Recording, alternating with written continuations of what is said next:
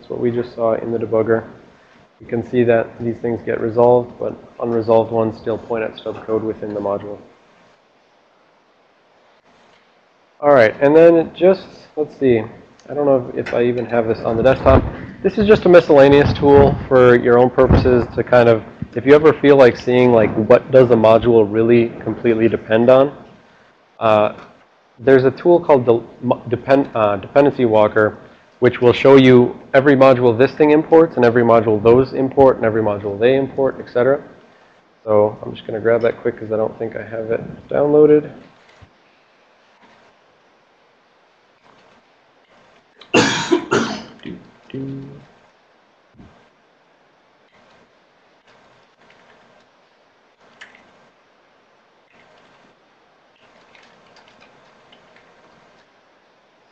Go away.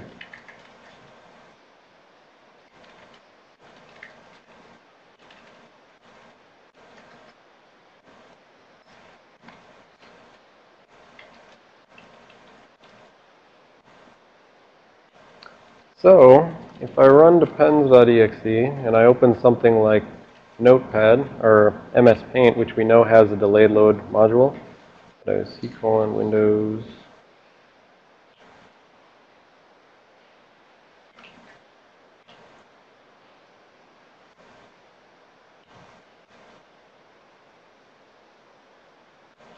If I close all those windows,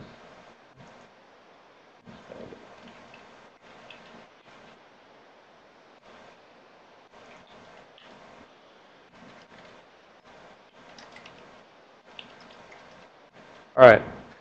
So at the first level, something like depends.exe will just, it's basically looking at the import structures for Notepad, for MS Paint, right?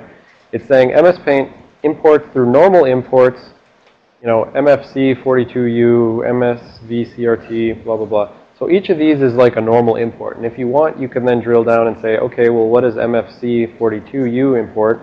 And then that'll show you all the things it imports, and you can see all the things those imports, etc. So you can just keep drilling down. Normal imports are just these regular boxes there. Delayed imports are these things that have the little hourglass next to them. So they're saying at some future time, this GDI and UX theme will be imported, right?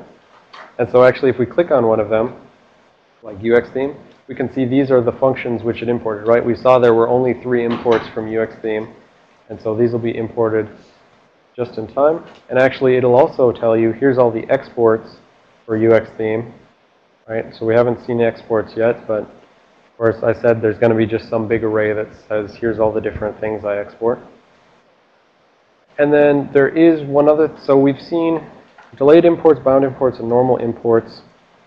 What was I looking for? Forwarded imports? Yeah.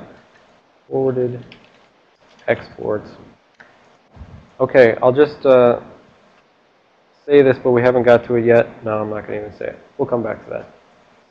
So there is another kind of quasi-import that only has relevance when we know about exports.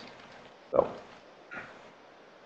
that was just a quick thing to say, like, if you ever feel like browsing something in an import and export specific sort of fashion, you can use something like depends.exe to go walk through and see everything that's imported and exported all the way down the line in terms of prerequisites. So you can expect that all of those things are going to be in the module address space, except the delay loaded ones, which may only be added at some point later.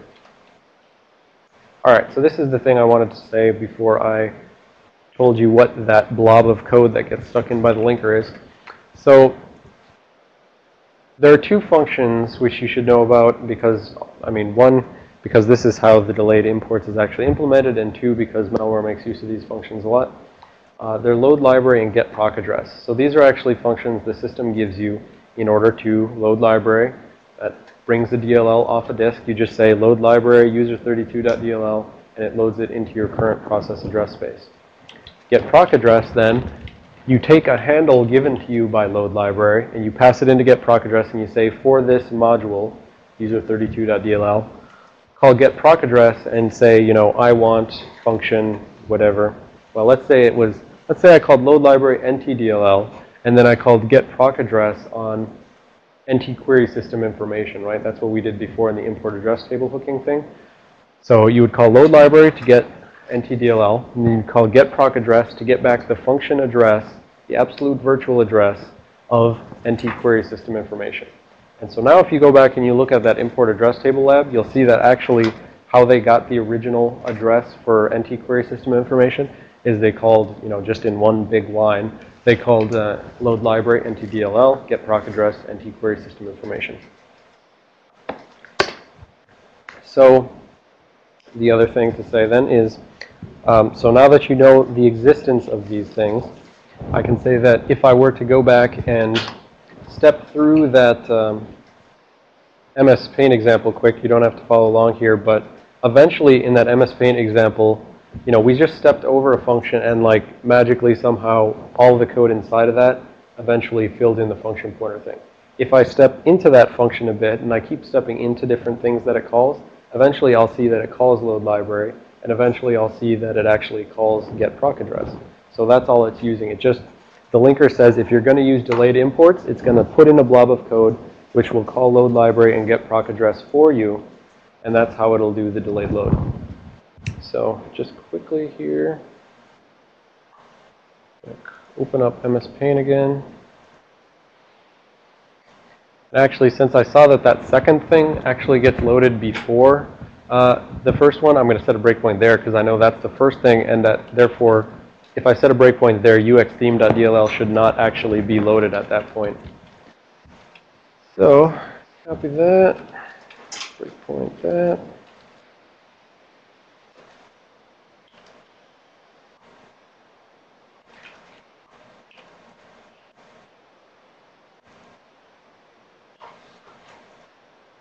All right, so that one gets hit very early, and we see some stub code as before. All right, stub code just takes the address, 103E6C8, because it's not this first one.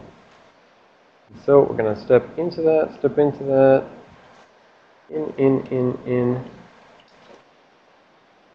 in. All right, I'm just going to keep stepping until we find some calls to some functions.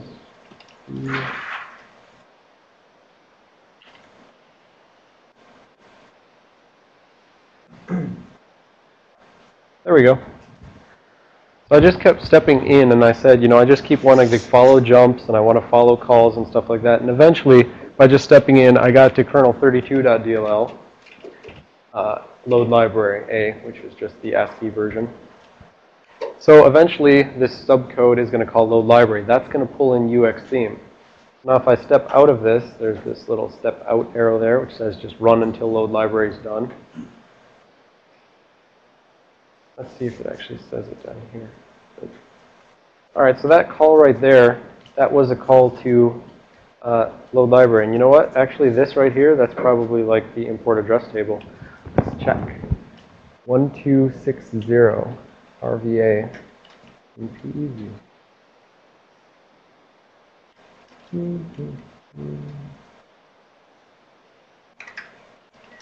1260.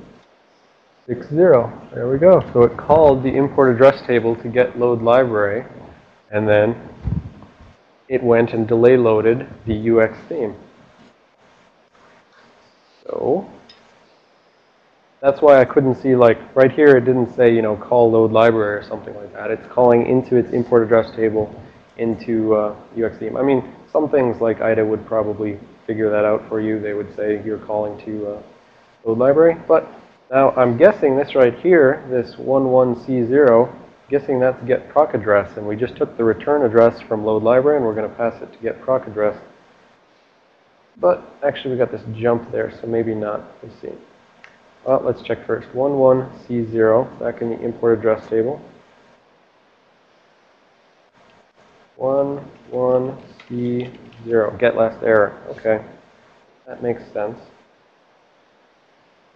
Just checking if there's, an error, but if there's no error, so it's going to say it's going to test, take EAX, put it into EDI, test EDI, and then jump if not 0, jump if not equal.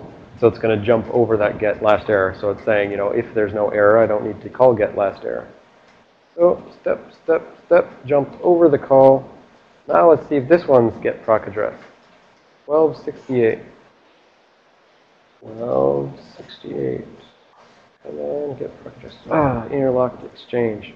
So setting some mutex. We can do this. I'll just step over that one. I don't care about my mutex.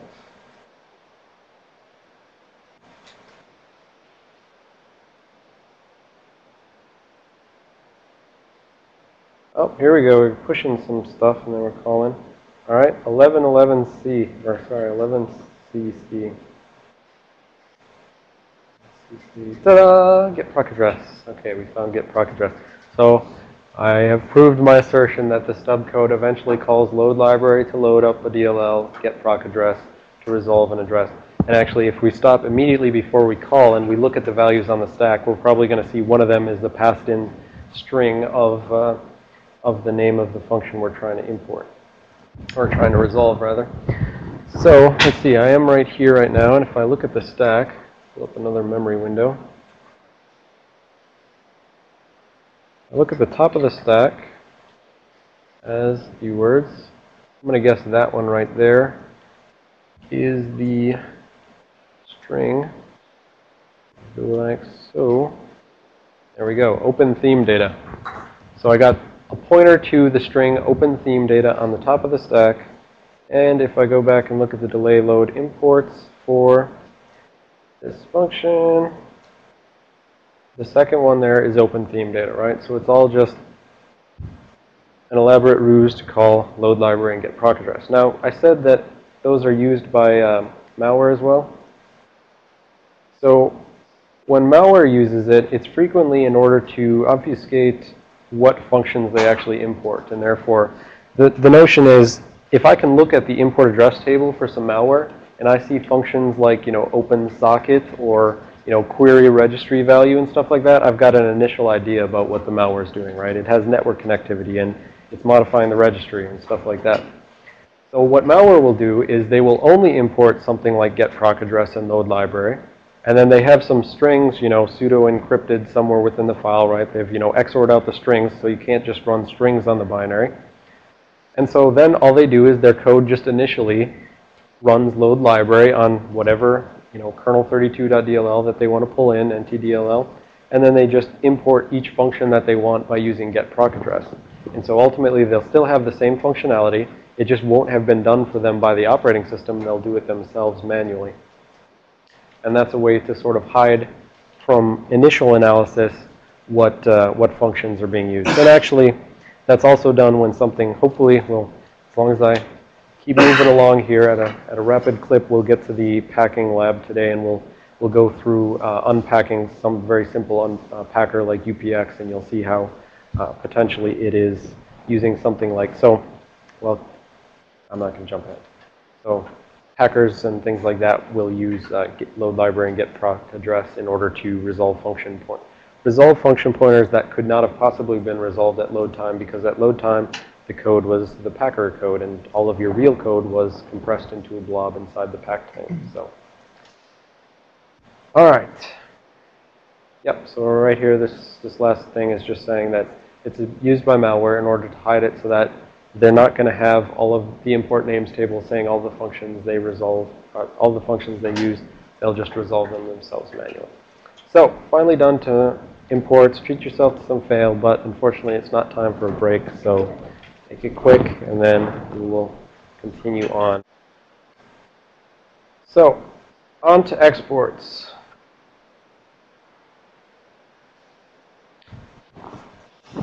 Right? So the whole point of having a library, something like a DLL, is that you're trying to export common functions that other executables can use, right? You're saying, I want to put this code in one place, and then that code can find it, and that code can find it, and I'm going to be exporting this function, draw theme or open theme data, whatever, NT query system information. I'm going to be exporting this function from my module, and I want other modules to come and just use this single version of the function. So the thing we have to know about here, and we already made reference to it a little bit, there's two ways you can export functions. You can export by name, and you can export by ordinal. So before, when we were talking about that hint and string, right, I said that hint is an ordinal. So when you're exporting by name, you're saying, like, here's a function I'm exporting. It's called you know, NT query system information. When you're exporting by ordinal, there's not going to be any string in your export table that we're going to talk about. There's not going to be any string that says, like, here's NT query information. There's only going to be a number that says, if you want to call this function, you better ask for number, you know, 5 in my export table. And so some things like the WinSock, I think it's ws2_32.dll, something like that. The Windows socket library has a bunch of functions that'll export only by ordinal. And so there'll be functions which you can call, but you have to know specifically what function you're trying to call. And so one reason you could think that someone might do that is because they don't actually want you calling the function unless you know what you're doing. So there's a variety of reasons why you might want to do ordinal-based export. So like I said, the ordinal is really just an index into some array of like exported functions. So we're going to see conceptually, you know, so I've said conceptually a module has just a big array that says here's my export 1, here's my export 2, here's my export 3. And they may have a name attached to them, they may not. But ultimately, I don't know what I was going for, I forgot. Back in the data directory, index 0 of the data directory is pointing at the metadata for exports. So we saw index 1 was all this blob right here for imports. Index 0 is this chunk over here, which is for exports. As usual, it is just a virtual size. It's just an RVA, virtual address, an RVA saying where the export information starts, and then a size saying how big it is. So if we follow that RVA, where we end up is right here at an image export directory. And then attached to this are sort of 3 different arrays dealing with the functions that are being exported right now. So in terms of what we care about, we've got 8-ish things right here. So now, this is where I fill in the lie that I told on the time date stamp with respect to bound imports. I said that, you know, the OS loader just goes and looks at the time date stamp in the file header for, you know, the module which is bound against. But in reality, there's an actual time date stamp for the exports. And so, who was it yesterday who asked about, like, was it you, David, about whether you can trick and, like, not change the time date stamp in order to, like, not specify that the exports have changed? Or no? Okay. I don't remember who asked it, but the point here is this time date stamp can be separate from the file header time date stamp. And so because this is the one that's actually checked versus this is the one that's actually checked against by the OS loader when it's walking around and saying, you know, do I need to fix any of these bound imports? Do I need to fix the bound imports? Since it checks this one, if you recompile your executable, but nothing has changed about your exports, they're all still at the same offset, and they're all still the same ordinal numbers and stuff like that. If nothing has changed about what you're exporting, this time date stamp can stay the same, even though the time date stamp in the file header has been updated because you recompiled it. So yeah, basically the point here is this is the one which is actually checked against for bound imports. Yep, and I guess NTDLL is an example we could show where the time date stamp is different. Why did I say wasn't able to confirm if I'm saying see NTDLL? Let's see NTDLL quick.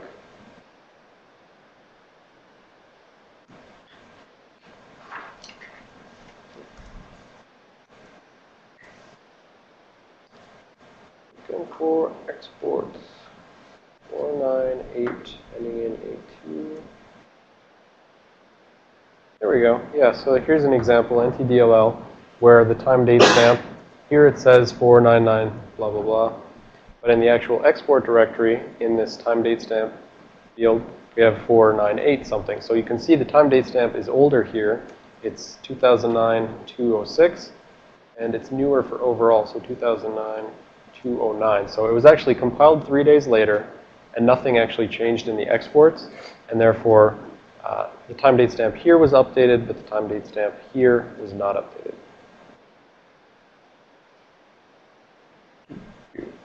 So yeah, cross that out. Well, no, I guess I don't really have a confirmation for that, but that's what I think it is. All right. So time date stamp, that can be different from what would actually be in the file header time date stamp. And then there's number of functions, number of names. These could be theoretically different numbers, but in reality, they should be just the same. And these are going to be the total number of functions which are being exported by this module. So it's just saying, like, I have 10 functions which I export, and they're going to be in these arrays that we'll see next. Base has to do with when the programmer specifies that they want, this function to be this or that ordinal. They don't have to start with ordinal 1, for instance. So they could say, like, my first ordinal is ordinal 10. And, like, this function is 10, and then this function is 11, and this function is 12. So they don't have to start from 1, and therefore this base actually turns out to be whatever the least possible ordinal is that they specified. This base has to be such that you subtract base from the ordinal number in order to get an index into an array that we're going to see in a second here. So there's going to be an array of function pointers. And if the programmer decided to say, well, my first function that I export is, I'm going to call it ordinal 10. If it's the first function exported, it could still be index 0 in this array of function pointers. And so the base is just to subtract, base would be 10 if the first thing's 10, so that 10 minus 10 is 0, to say that this is actually index 0 into this function pointer array of exported functions. Yes? What would be the advantage of the person actually choosing a high number like that? I'm not sure. Oh, I'm not really sure on that at all. I think because importing by ordinals, well, I don't know. All I can say is that importing by ordinals used to be the preferred method because they didn't used to sort their functions alphabetically. And therefore, back in the day, you'd have to do a full linear search over the entirety of the functions in order to find what you want. So they used to say, let's just import by ordinal. But since the base really only has to do with, since it can only really specify the initial offset from the first ordinal to 0, you can still have gaps and stuff like that, but it's really just to pull down the first gap, I guess. I don't know. So say I don't know. Leave it at that. And if anyone seeing this later knows why, they should let me know. All right, so address of functions. This is the first of the arrays so there were those 3 arrays hanging off of the export directory. Address of functions is the first one. The actual field address of functions in this export directory is an RVA which points at the beginning of an array. And each of the elements in that array is an RVA which holds the points to the beginning of a function. So it's an array of RVAs, basically. And this array that it points to should be number of functions long. So if there's going to be, if number of functions is 10, this address of function should be pointing at the beginning of a 10D word array where each of those elements in the array is just pointing out at some other function.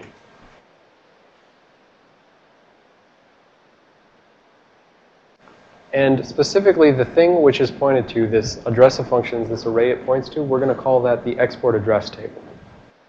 So when I was talking about the import address table, we get those filled in function pointers, and we say that, it searches for a specific name in the exports. This address of functions, this is giving you the RVA for a given function. So when I go out and look for NT-query system information in ntdll.dll, if my module says, I want NT-query system information, the OS loader needs to go out to ntdll, finds its export directory, finds its address of functions, and then, searches down. First, it'll try that hint. It'll, try index whatever the hint is. And if that doesn't turn out to be the actual name that it's looking for, then it has to search some more. But we'll see that more when we get to the picture here in a second. So the 2 other tables that are hanging off of this export directory.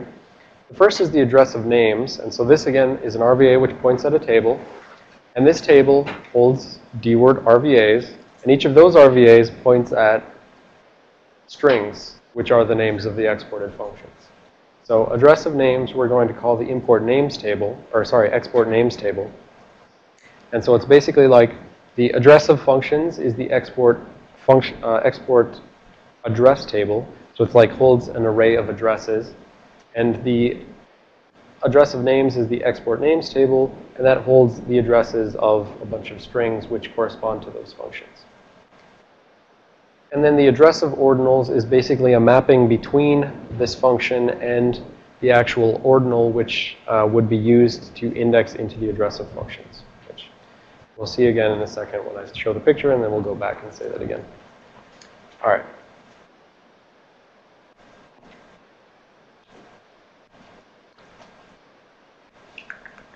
I'm going to go back to that as well. All right.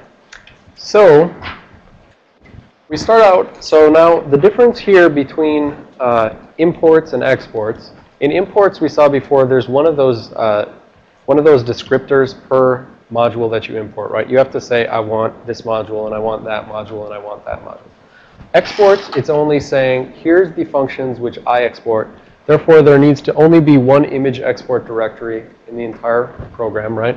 And the single export directory will have something like the name, which will say, you know, I am ACL edit.dll. And, you know, it's kind of redundant, but it's just there for sanity checking, I would imagine. So it has a name, it has a time date stamp saying, I am ACL edit.dll. I have this time date stamp. This is, you know, the last time I've updated anything about my exports. And then we have, you know, the number of functions, number of names. That's just number of functions. Well, yeah, number of functions there, number of names there. And like I said, theoretically they can be different, but in practice they're going to be the same length. And then the address of functions. I said this is the first thing we're going to call, follow that around, we're going to call that the export address table. So what I said is in this export address table, I said this is an RVA which just points to the start of the table. And every entry in the table is an RVA which points at a function. So these are just, you know, if you take the base address of ACL edit and you add it to this, that's the absolute virtual address of, you know, whatever function it is. On the other hand, now we have this export names table on the bottom, and it's just a bunch of RVAs which point at some strings. The strings are wherever else in the binary that they happen to be. But it's basically just saying, you know, this at this offset into my binary is the string DLL main, right? At this offset into my binary is the string edit audit information info, right? So each of these is just, there's some big, you know, big blob of strings for the exports somewhere in my binary. And this export names table has offsets into the blob of strings saying that, you know, this index is that string.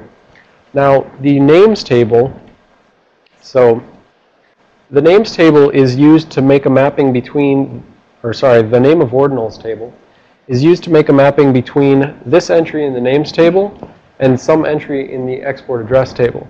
So there's not like a one-to-one mapping here. It's not like, you know, if you find that if you're looking for edit permission info and you search through and you find, okay, this index in ENT is edit permission info. You can't just say that index here goes to that index there, because there can be reorderings, there can be gaps, there can be stuff like that. So what we actually have to do is when we find out that it's this index here, we'd say this is index 0, 1, 2, 3, index 3 there, and we go 0, 1, 2, 3, and we'd go, now take this value out of the names of ordinals and treat that as an index into the export address table.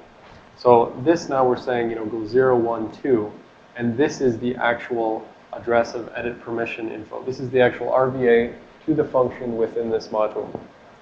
So it's sort of one level removed, and so there's a couple reasons for this.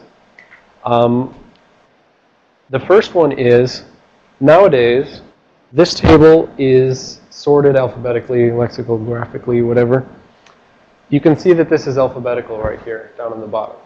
And the reason for that is that when you're trying to import by name, when all you have is you say, I want to find edit permission info, by having these sorted alphabetically, now we can do a binary search through this, right? So if they're all sorted alphabetically, and I say I want, you know, well, what did I do in my example? I said, look for edit owner info. Okay, so here's edit owner info. Let's say that I'm the OS loader, and I want to find edit owner info. Like, where's that address within the function, or within the module ACL edit.dll? So if I'm doing a binary search and I pretend that this is, you know, just 6 large, and I assume that I go to the middle, and then I go that way rather, you know, since there is no entry exactly in the middle, I can choose to go up or down. I'll say I choose to go up.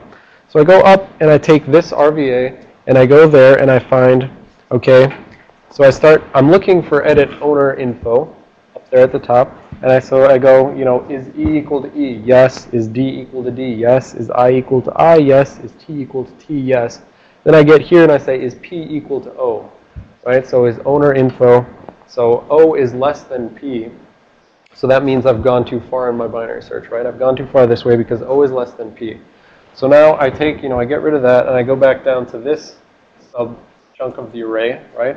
I go to the middle of that, and then I go here, and I say, okay, the edit matches up again, right? But then what eventually I get is A equal to O, and I say no, it's less than O. So I've gone too far in this direction, and so I go from here. Now this is my only thing left, and so I go here. I go down, and this edit owner info will be correct. When I get there, right, I say, okay, I found edit owner info right here, this index into the export names table. So that's index 0, 1, 2. And so I go, all right, I want to go 0, 1, 2 into the name ordinals table. And I pull that out, and I say, okay, index 1 into the EAT. So I go 0, 1, and now this is the actual RVA for the function edit owner info in my module. So there's a couple things here. First of all, you can see this thing is not ordered, numerically increasing, right? And the reason for that is because this is ordered alphabetically. But there's no reason that these things actually have to be ordered alphabetically within the thing. Actually, see, E, D, yeah, no. So it's basically like when this module ACL edit got compiled, 0 right here happens to be this. If we go look at the actual implementation where these functions are within the module, we'll see that actually it goes edit info, edit audit info, edit owner info, edit permission, and then all of a sudden there's DLL main, right? So if I'm just looking linearly in this module, it turns out it went this one, and then this one, and then that one, that one, that one. So this is why this is out of order, basically, because in reality, DLL main is the third thing, basically. It's the third actual implemented function in this module.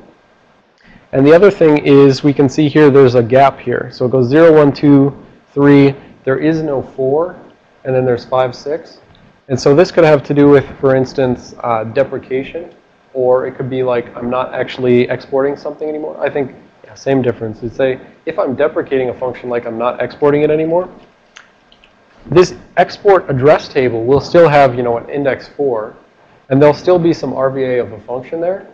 But let's say I don't want anyone to start to use that anymore. So I say this function is deprecated. You may not use it anymore. And so by no longer exporting it, I can still keep the address table the same. So I don't have to change anything here.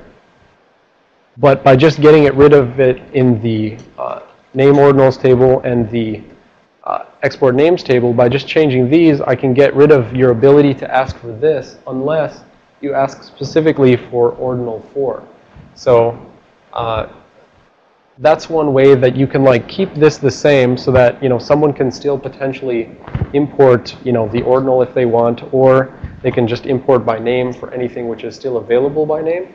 But I can create that gap essentially without needing to update the time date stamp because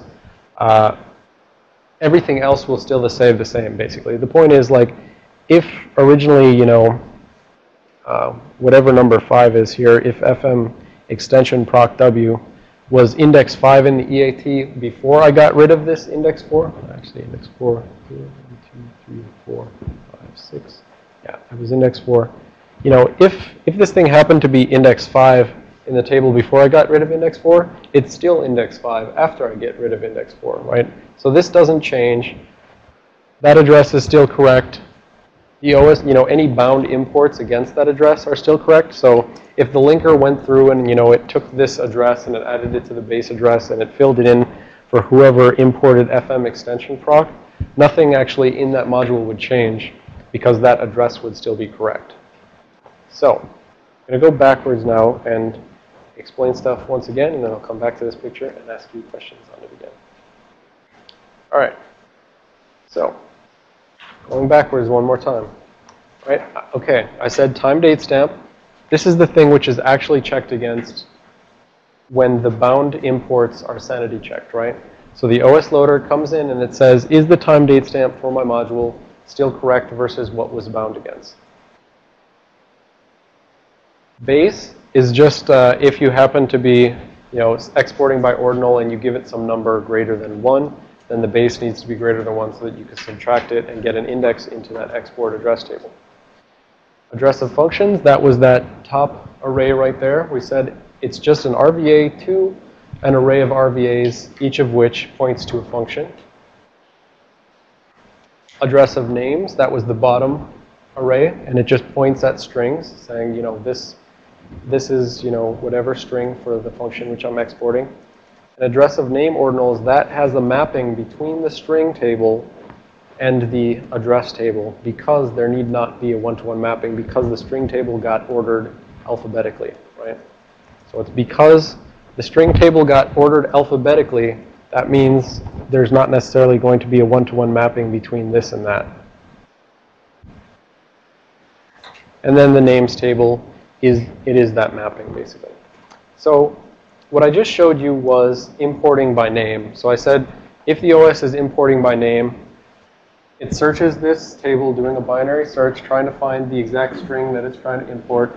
When it finds that string, it takes whatever index is in here, uses the value in that index in here as an index into there.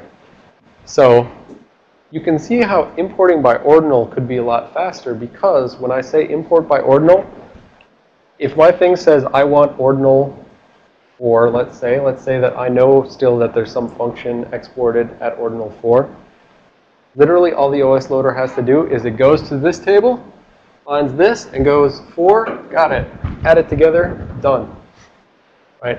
So importing by ordinals is, you know, much faster because there's no searching around for strings and stuff like that.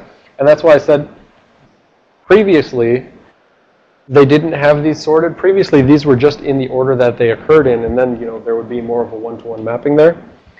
But that would also mean that they had to do a full linear search over the entire strings array in order to find anything. So back in the day when they had to do a full linear search, you definitely wanted to import by ordinal, because otherwise you'd waste a bunch of time at the beginning of your loaded executable trying to find all of the things you want to import. So anyways, because there's no searching around for strings and stuff like that. And that's why I said previously they didn't have these sorted. Previously, these were just in the order that they occurred in, and then, you know, there would be more of a one-to-one mapping there. But that would also mean that they had to do a full linear search over the entire strings array in order to find anything. So back in the day when they had to do a full linear search, you definitely wanted to import by ordinal, because otherwise you'd waste a bunch of time at the beginning of your loaded executable trying to find all of the things you want to import. So anyways, that's how exports work. Let's see what else I have. A bit. Yeah. All right. Do I have any questions on the exports? We'll go look at some in PEview in here in a second to see this. I mean, this is based entirely on the real values you'll see in ACL edit. But does anyone have any questions on how how exporting by name works, or how exporting by ordinal works, and like how the interplay with importing works, right? So I'm sure you do, yes. So as far as the performance penalty for importing by name as opposed to importing by ordinal goes, you only import a function once for any execution of a program, right? Right. So there's all this, you know, initial bootstrapping at the first execution, right? You double click on the thing, OS Loader goes out and tries to find all your modules, tries to find all the functions that you import, right? By searching repeatedly over this thing for every given string that you happen to be importing by. But yes, it's just a one-time, like, do everything up front, you know, unless it's delayed import, basically. So if you delay import, you do it whenever you do it. But if it's a regular import, you do everything all at once at the very beginning. So, but yes, it's only a single time penalty. Any other questions? Yes. Maybe this would be better answered offline, it's fine. But like, so we've been talking about importing and exporting in terms of how the loader does it. But when the loader actually imports a function into some program's address space, you know, is it actually going out and copying those, you know, that chunk of assembly that constitutes the function you're interested in and moving it? Or is it Functionally, yes. And Bill, can we go over to the board? It's functionally yes in the sense that it's not copying the assembly into, say, telnet's memory space. It's just loading the entire file for that, whatever module you're importing from, it's loading that entire file into the memory space in RAM, right? And so it's putting this in memory, and then it's, putting a pointer to that. So that code has to be implemented somewhere, right? And so if you're asking for, NT query system information, there must be some code which implements that function. And so if you're asking for it, then the OS loader loads the entire DLL into memory, and then it just puts a pointer to that so that when you call it, it eventually calls to that code. So all the rest of the code is there that you're not calling, and therefore, wasting space essentially. But entire modules, everything you import, the entire module gets put into memory. Yes? So if you run two different processes, each importing the same module, does that module get imported twice in physical memory? If you, well, say the question again, but the answer is no. I'm trying to remember how you said it. Say it again. So if you load two processes, each with trying to load the same DLL, is that DLL going to be loaded twice in physical memory? Or is the page just going to be mapped into both? Right. So the question is, if two processes ask for the same code, right? So here I have process A over here, and here I have process B. And let's say both of these are loading this shared library. I'm calling it shared library chunk 1 and 2. But let's say that shared library was ntdll.dll, right?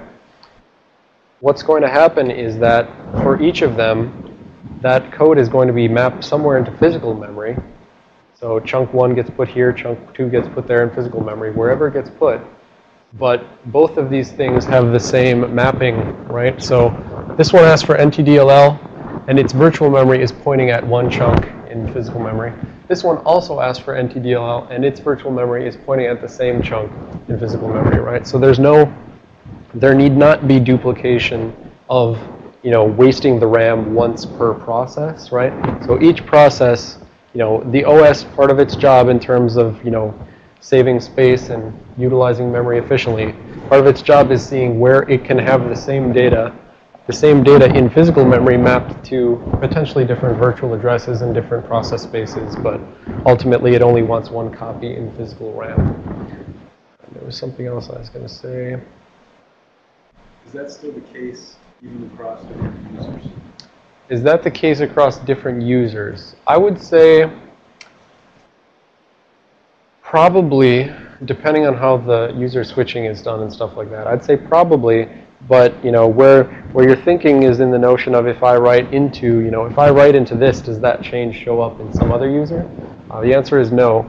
What an OS is going to do when it's doing some sort of sharing like this is it's going to implement a scheme called copy on write. So if process A tries to literally, write some data into ntdll, maybe they're trying to hook it with that non-IAT version of that DLL that I was talking about. If process A tries to write some data onto its copy of this thing, what the OS is going to do is say, I can see you're trying to write to something I've got shared, and potentially I have this shared amongst a bunch of different processes, amongst different users, etc. So I don't want you to update that version which everybody else is seeing right now. So I'm going to copy this, put it right there, let you write that, and then I'm going to remap yours to the copy that you have right here. So that's called copy on write, where the OS actually pulls off a copy to the side and it gives you a new copy, but everyone else can still share their version as long as they're not writing to it. That would be your virtual address, would you? No, so your virtual address need not change. I'll get back to you on that question, Chris, but I don't think there's any succinct answer to it. Your virtual address need not actually change. Your physical address will change. So your virtual address can still say the same as whatever that was. The OS just, has some tables which map virtual to physical, right? Keeps the same virtual and maps it to a different physical. Yep, so you won't see any difference.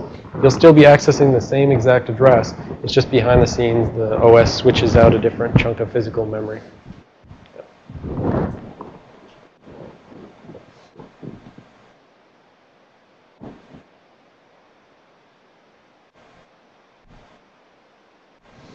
All right, I'll try, Chris, on a succinct definition of the import-export address quick here, and we'll see what I can come up with, but I don't think it's going to be succinct. Going back, I'll use this one picture that I used right here, basically. It'll probably be about the best I can do. So you've got your executable, which you're trying to run in the OS, wicked sweet app.exe.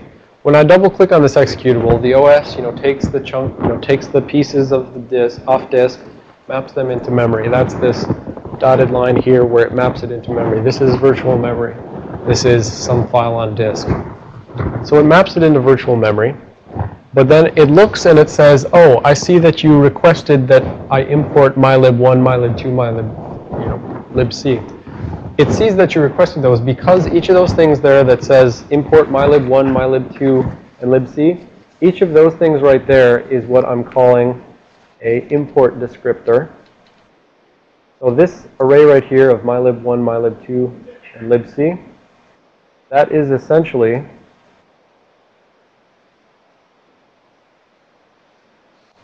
this array of import descriptors, right? So somewhere in a binary file, it says I want mylib1, mylib2, and libc. But then the thing is, in each of those requests for importing these, right, there's going to be a pointer to a names table that says here are the names of the things I want to import. Here are the addresses of the things I want to import. And so that was sort of like this. Can you grab that door? So each of those descriptors had a pointer into some table, where this table had a pointer to things like hint name, hint name, hint name. Now, when the OS is trying to go fill in these tables, so the point is on disk, those tables looked like this, right? They all, both the import names table and the import address table, both pointed at hint name, hint name, hint name, right? But I said that in memory, at load time, when the OS pulled in each of those things, the OS is now going to go and fill in each of these. And so then this is where the exports come into play. The OS loader is going to walk this list of names, and it's going to say, all right, I see that you want X release fast mutex, and you say that it's ordinal 1. So the OS is going to go to, in this case, this line comes from hal.dll. It's going to go to hal.dll's exports table. Right? It's saying, I want to import X released fast mutex. And so it's going to go to the export table of hal.dll. And it's saying, I'm going to try ordinal 1 first, but if that fails, then I'm going to just search for a string. So what the OS loader will do is, where did my exports table go? What the OS loader will do is, pretend this is hal.dll. The OS loader will say, okay, well, I'm going to try, index 1, but, it can't just go like that. In reality, since, we know that these are not necessarily mapped to the names, what it would do is it would search through here and it would say, okay, you say that index 1 is actually 0, 1, 2 in this array. So I go 0, 1, 2 in this array. And then I check that string that immediately followed the hint, and I say, does this string equal that string? If so, okay, that was a good hint. I got the right thing to import. And therefore, I just go back and I say, okay, index 1, and I can go in and I can just go ahead and grab that address, take that, add it to the base address, and go fill it back into the table, right? So I would take this, 4010, I'd add it to whatever the base address of hal.dll is, and, well, I meaning the OS loader. The OS loader would grab that and take it, and it would, add those base to the RVA, and it would fill it into this. And then it would go to the next one, try the next hint, and check against the string, try the next hint, and check against the string, etc. Let's say that, hint 1 was not equal to the string that it wanted, right? So it says, okay, hint 1 should be X release fast mutex. So the OS loader goes down. And it goes in here, it finds, okay, hint 1 is this one right here. It says, okay, this is not the same string that I'm looking for. Not the string you were looking for. So instead what it has to do is import by name. So now it says, okay, for the string I'm looking for, binary search this thing, blah, blah, blah, find the string I'm looking for, use that to go into here, use here to go into that. Take that address, add it to the base address, and go fill it back into the table, the import address table. Fill it in, right? So either the hint is correct and it found the export pretty much on the first try, or the hint is incorrect and it needs to just search the strings table for the string which is listed in the import names table. And eventually, the whole point is just get the real base address. Now, this is the real base address, not the image base in the structure header. Over to the board, Bill. This is not the image base in the P header. This is take the real base address where this module is actually loaded into memory and add the RVA to that and fill in this absolute virtual address in the import address table of the module which is trying to import it. Right? So these are the real runtime base addresses. You need to take that address and add it to the RVA. And again, it's because those can move around that we're using RVAs in the first place, right? The reason we don't just have a bunch of hard-coded addresses is because this can move around and you just want to say whatever that happened to be at runtime, add the relative offset, and get an absolute address for this module right now in this memory space and stick it into the table. I got it. Hey, thank you very much. Okay, so again, any further questions about the basics of imports and exports, things like that? Anyone have any further questions they want to ask?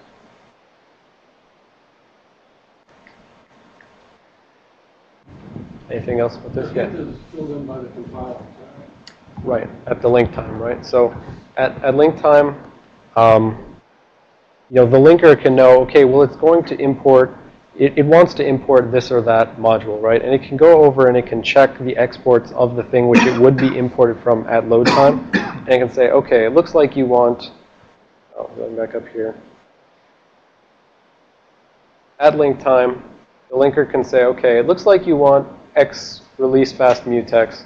And I'm going to go over and look at hal.dll, and I'm going to check its exports table. Again, the hint is kind of like a speed hack, just like binding.